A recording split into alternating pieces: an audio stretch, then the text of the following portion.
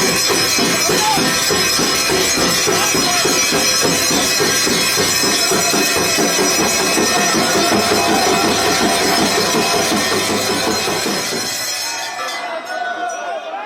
Friends, स्वागत है आपका आज के वीडियो में। आज के वीडियो में हम 12 ज्योतिर्लिंगों के दर्शन करेंगे। हम जानेंगे कि ये 12 ज्योतिर्लिंग भारत में किस किस जगह पर स्थित हैं और साथ ही साथ हम इन ज्योतिर्लिंगों से जुड़ी पौराणिक कथाओं के बारे में भी जानेंगे। और वीडियो के एंड में हम कुछ आरतियां भी देखेंगे जो कि इन ज्योतिर्लिंगों पे होती हैं, जैसे कि बाबा महाकाल की भस्म आरती। और वीडियो स्टार्ट करने से पहले मैं आपसे कहना चाहूंगा कि अगर आपने अभी तक इस चैनल को सब्सक्राइब नहीं किया है तो प्लीज इसे सब्सक्राइब भी करें। चलिए स्टार्ट करते हैं अपने आज के वीडियो से। सोमनाथ ज्योतिर्लिंग, गुजरात। सोमनाथ ज्योतिर्लिंग 12 ज्योतिर्लिंगों में से पहला ज्योतिर्लिंग है और ये गुजरात के सौराष्ट्र में स्थित है। इस ज्योतिर्लिंग का संबंध स्वयं चंद्रदेव से है, तभी इसका नाम सोमनाथ है। इसके पीछे की पौराणिक कथा कुछ इस तरह से है। चंद्रदेव की शादी दक्ष की 27 बेटियों के साथ हुई थी। इन 27 रानियों में से चंद्रदेव रोहिणी नामक रानी का ज्यादा ध्यान रखते थे और बाकी रानियों पे ध्यान नहीं देते थे। इस पर क्रोधित होकर के दक्ष ने चंद्रदेव को श्राप दिया कि चंद्रदेव की रोशनी का तेज कम होता जाएगा। इस श्राप से बचने के लिए चंद्रदेव ने भगवान शिव की आराधना करी और इस पर प्रसन्न होकर के भगवान शिव ने चंद्रदेव को इस श्राप से मुक्त किया। पौराणिक कथाओं के अनुसार माना जाता है कि चंद्रदेव ने ये मंदिर सोने का बनवाया था। उसके बाद रावण ने इस मंदिर को चांदी का बनवाया और फिर श्री कृष्ण ने इस मंदिर को चंदन का बनवाया। इतिहास के अनुसार माना जाता है कि अलग अलग युद्धों की वजह से सोमनाथ मंदिर 17 बार टूटा है और इसका पुनर्निर्माण हुआ है। आज जो हम सोमनाथ मंदिर देख रहे हैं उसका निर्माण श्री वल्लभ भाई पटेल ने करवाया था। और ये हैं सोमनाथ ज्योतिर्लिंग के आरती के दर्शन।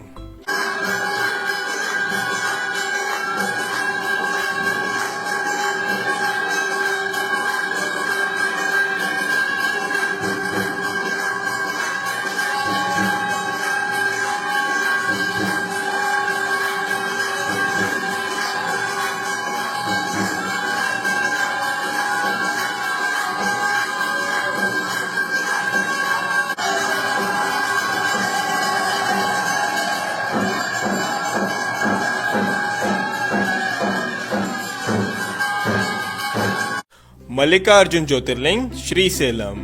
मल्लिकार्जुन ज्योतिर्लिंग आंध्र प्रदेश में श्रीसेलम नाम की जगह में कृष्णा नदी के तट पर स्थित है।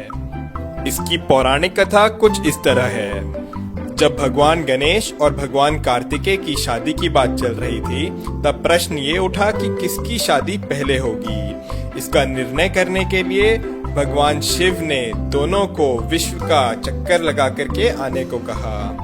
इस पर भगवान कार्तिकेय अपना वाहन लेकर के निकल गए, लेकिन गणेश जी ने चतुराई दिखाई और भगवान शिव और पार्वती के ही 7 चक्कर लगा लिए। जब भगवान कार्तिकेय वापस लौटे तो उन्हें लगा कि उनके साथ छल हुआ है और वो रूठ करके कैलाश छोड़ करके क्रौंजा पर्वत पर जाकर रहने लगे। माता पार्वती के कई बार समझाने पर भी उन्होंने अपना हट नहीं छोड़ा और वो कैलाश वापस नहीं आए। तब भगवान शिव और माता पार्वती स्वयं ही कैलाश छोड़ करके श्रीसेलम में आकर के रहने लगे और इस तरह से ये प्रसिद्ध हुआ मल्लिकार्जुन ज्योतिर्लिंग के नाम से। महाकालेश्वर ज्योतिर्लिंग, उज्जैन। महाकालेश्वर ज्योतिर्लिंग उज्जैन में शिप्रा नदी के तट पर स्थित है। माना जाता है कि महाकालेश्वर ज्योतिर्लिंग स्वयंभू है, यानी कि वो खुद से यहाँ उत्पन्न हुआ है।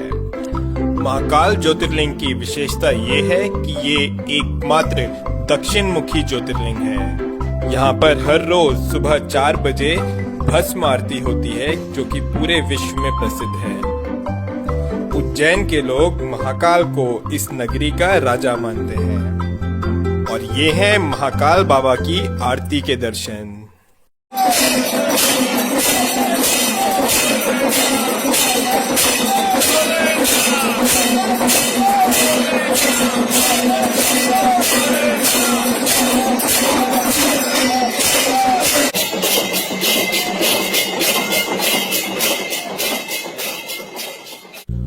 ओमकारेश्वर ज्योतिर्लिंग मध्य प्रदेश। मध्य प्रदेश में महाकाल बाबा के अलावा ओमकारेश्वर ज्योतिर्लिंग भी है। ये ज्योतिर्लिंग इंदौर के पास खांडवा डिस्ट्रिक्ट में नर्मदा नदी के तट पर स्थित है। ये ज्योतिर्लिंग जिस पहाड़ पर है वो पहाड़ नर्मदा नदी के बीच एक द्वीप है। इस पहाड़ के चारों ओर नर्मदा नदी बहती है और इस वजह से ये पहाड़ ओम के आकार में है और तभी इस ज्योतिर्लिंग को ओमकारेश्वर के नाम से जाना जाता है।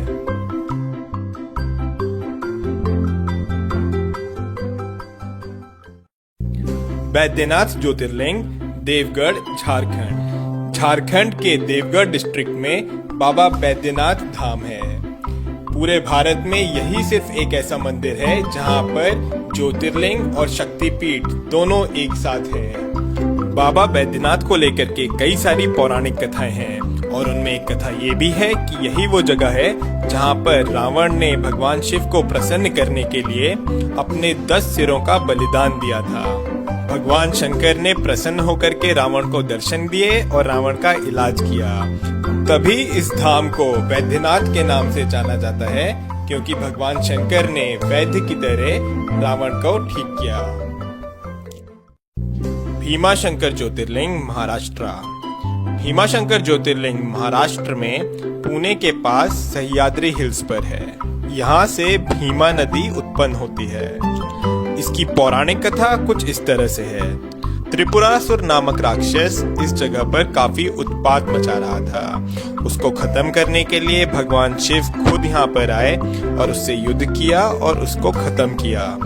युद्ध के बाद भगवान शिव काफी थक गए थे और यहाँ पर बैठ करके उन्होंने आराम किया और माना जाता है कि भीमा नदी उनके पसीने से निकलने वाले जल से उत्पन्न हुई। इसके बाद वहाँ के लोगों ने भगवान शिव से प्रार्थना करी कि वो यहीं पर ही बस जाएं, तो भगवान शिव प्रसन्न होकर के यहाँ पर हमेशा के लिए भीमाशंकर ज्योतिर्लिंग के रूप में स्थापित हो गए। रामेश्वर ज्योतिर्लिंग तमिलनाडु। रामेश्वर ज्योतिर्लिंग तमिलनाडु में रामनाथ नाम की जगह पर है। ये 12 ज्योतिर्लिंगों में से एक ज्योतिर्लिंग तो है ही, साथ ही साथ ये हिंदू धर्म के अनुसार 4 धामों में से एक धाम भी है। रामेश्वर ज्योतिर्लिंग की स्थापना स्वयं श्री राम ने करी थी। लंका तक जाने के लिए समुद्र पार करने से पहले श्री राम ने स्वयं इस शिवलिंग की स्थापना करी थी, तभी इसको रामेश्वर नाम से जाना जाता है।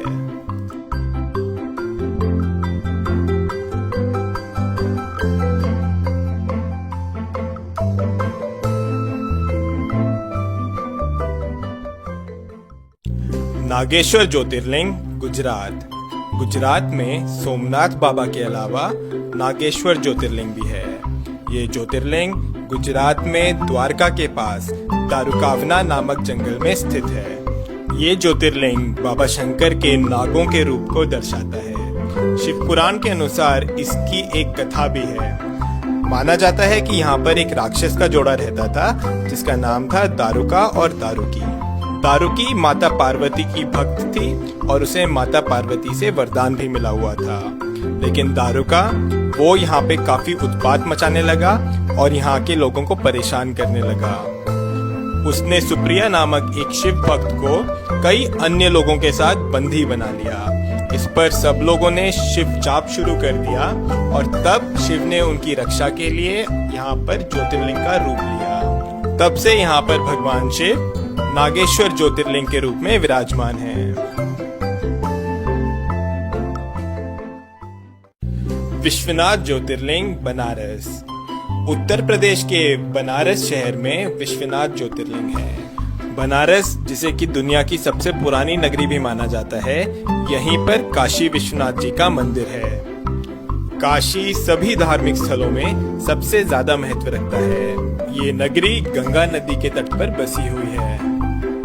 काशी विश्वनाथ जी के दर्शन आदि शंकराचार्य जी जैसे कई ऋषि मुनियों ने करे हुए हैं। इस स्थान के बारे में मान्यता है कि अगर प्रलय भी आएगी तो काशी विश्वनाथ बचा रहेगा। माना जाता है कि इसकी रक्षा के लिए शिव जी इसे अपने त्रिशूल पे उठा लेंगे और सब कुछ ठीक होने पर इसे पुनः इसके स्थान पर रख देंगे। जो मंदिर हम आज देख रहे हैं इसका निर्माण देवी अहिल्याबाई होलकर ने कराया था। और ये हैं काशी विश्वनाथ जी के आरती के दर्शन।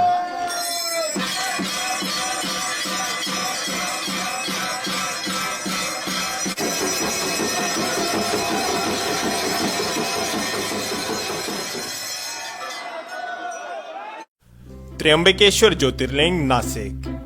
महाराष्ट्र में नासिक के पास त्र्यंबकेश्वर ज्योतिर्लिंग है। ये ज्योतिर्लिंग ब्रह्मगिरी पर्वत के पास है और ब्रह्मगिरी पर्वत से गोदावरी नदी उत्पन्न होती है। माना जाता है कि गौतम ऋषि और गोदावरी नदी के आग्रह करने पर भगवान शिव ने यहाँ पर ज्योतिर्लिंग का रूप लिया।